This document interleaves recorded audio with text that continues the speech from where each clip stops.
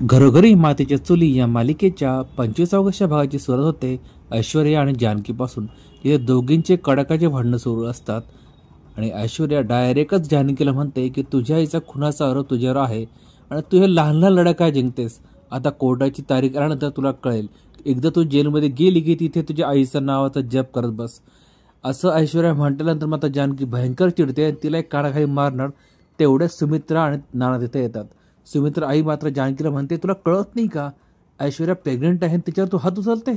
मग मात्र जानकी पुढे बोलणार मात्र सुमित्रा आहे त्याचं काही ऐकत नाही. पण नाना म्हणता अगं तिला बोलू दे, काय झालं आपल्याला काय माहिती. मग त्यावेळेस ऐश्वर्या म्हणते मी सांगते. मग ऐश्वर्या सगळं सांगते की मला याने खोटे खोटे लाडू खाऊ घातले, कडू पाणी पाजलं आणि प्रेग्नेंट असताना माझी काळजी पण घेतली नाही.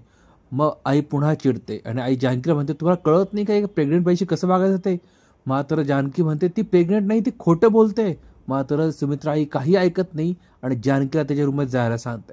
आणि मग सगळे सामसूम झाल्यानंतर मात्र आई मला विचार करते की मी नाटक एवढं परफेक्ट केलंय पण ते ऐश्वर्यासाठी केलं होतं, पण जानकीला राग आला असेल का किंवा तिला वाईट वाटलं असेल. आणि खरंच मित्रांनो जानकीला फार वाईट वाटलं असतं. ती रूममध्ये गेल्या अवंतिकाला तेच म्हणते की आई माझ्यावर का ओरडल्या.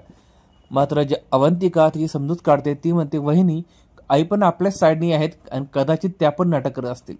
मग पुढच्या क्षणी मात्र तिच्या आईच्या आठवणीने इमोशनल होत म्हणते की सुमित्रा भाऊजींच्या मित्राला माझ्या आईच्या घराचा ॲड्रेस माहिती आहे ना, आपण तिथे जाऊ आणि काही सापडतं काय बघू. मग लगेचच त्या दोघी पोहोचतात जानकीच्या आईच्या घरी. तिथे गेल्यानंतर जानकीला भरपूर खेळणी सापडत आहे आणि तिथे सापडते एक चिठ्ठी. त्या चिठ्ठीत जानकीच्या आईने लिहिलं असतं की माझी मुलगी जेव्हा कधी वापस येईल तिला हे खेळणी भेटल्या पाहिजे. तिला हे कळालं पाहिजे की मी प्रत्येक बड्डेला तिच्यासाठी खेळणी जमा करत होते. आणि ते पत्र वाचून ते खेळणे बघून ती फारच इमोशनल होते. आणि तेवढ्यात तिला भिंतीवर दिसतं एक सर्टिफिकेट. ते असतं स्विमिंगचं सर्टिफिकेट. मग तिला कळतं की तिच्या आईला चांगलंच पोहता येत होतं. मग याच्यावर दोघींची खात्री पडते की आई कुठे ना कुठे पोहून गेलेली आहे, म्हणजे ती जगामध्ये जिवंत आहे.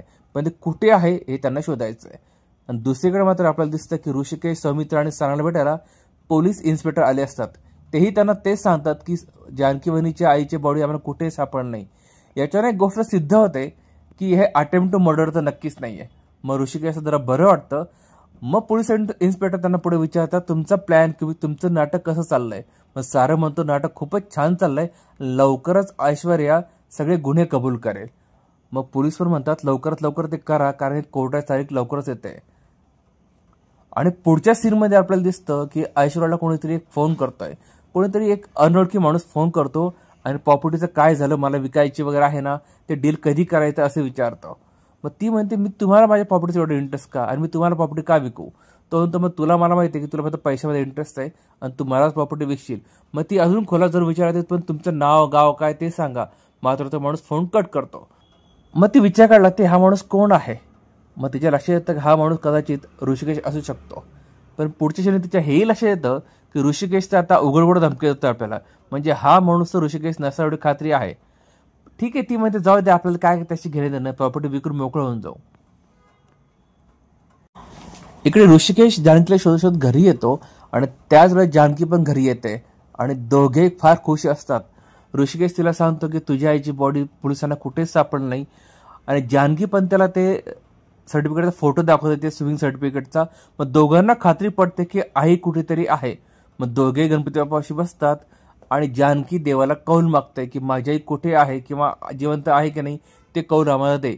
आणि लगेच मित्रांनो एकदम नाटकीय पद्धतीने गणपती बाप्पाच्या डोक्यावरचं फूल खाली पडतं आणि त्याला खात्री पडते की आपली आई म्हणजे जानकीची आई कुठे ना कुठेतरी जिवंत आहे. आणि मित्रांनो इथे आजचा हा भाग संपतोय.